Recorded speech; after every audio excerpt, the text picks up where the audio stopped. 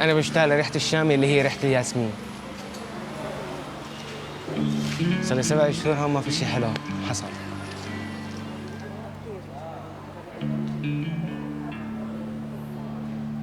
الموبايل جدا مهم للاجئين مشان التواصل، لأنه هي كل حياتنا صارت عبارة عن إنترنت مشان نتواصل مع الأهل، لأنه نحن الكل بيعرف أنت هون وأهلك بغير بلد ببلد ثاني، فما في تواصل غير عن طريق الموبايل، فهو جدا مهم.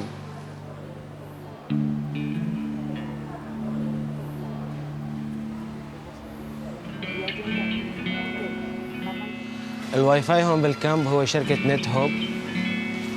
هي شركة منيحة، ولكن الفكرة إنه هم ما يقارب 1200 شخص عم يستخدموا نفس الواي فاي، اما نعمل اتصال بدق ولكن ما بيعلق، اوقات بيعلق انت وحظك، فهي جدا سهله للاستخدام.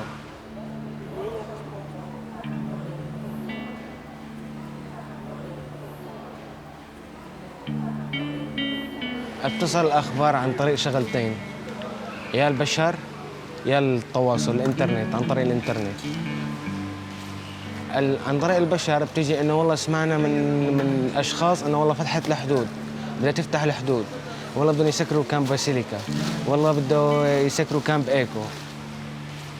عن طريق الجوال، عن طريق الفيسبوك، عن طريق التواصل الاجتماعي، والله الحدود بدها تفتح بعد يومين، تركيا بدها تعمل هيك.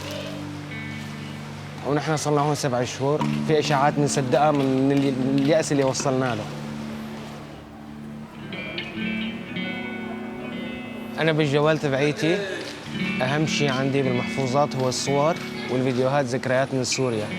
هدول أهم شيء، لأنه أنا طلعت من سوريا ما بعرف إمتى برجع بشوف أهلي.